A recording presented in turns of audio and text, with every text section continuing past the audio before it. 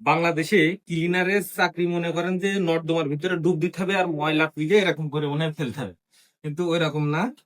এই ঝাঁটাটার দাম কয় লাখ টাকা ভাই? 7 লাখ টাকা। বাংলাদেশে 6 লাখ টাকা, 7 লাখ টাকা, মানে বিভিন্ন এই পাটিয়ে চাপ দেবে কয়দিকে এরে তো কই এরে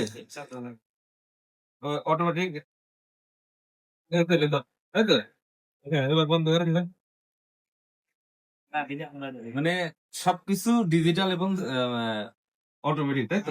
মোটরসাইকেলে তো চাবি দিয়ে হ্যাঁ, স্টার্ট লাগে, এটা সাপু টাপু দেওয়া লাগবে না। সো আপনারা যারা ক্লিনারের চাকরি মনে করেন যে এরকম সমস্যা আছে, এরকম না। আর ক্লিনারের এই ধরনের কাজের বেতনও ভালো, ঠিক আছে। কোম্পানির যে দাবল হওয়া লাগে না, পুলিশের হেনস্থ হওয়া লাগে না।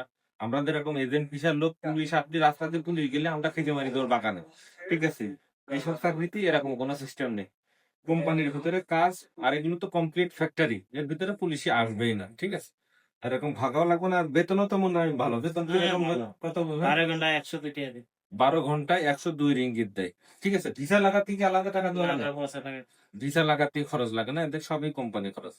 আর আমাদের যেরকম এজেন্ট ভিসা বলতে কি আমরা সেঞ্চুরি করে নিয়েছি, এগুলো সমস্যা। আর কাজও দেখেন একটা সাপু ধরে কিংবা মেশিন দিয়ে ঘিরে ঘিরে বেড়ানোর কোনো টার্গেট নেই, কোয়ান্টিটি নেই।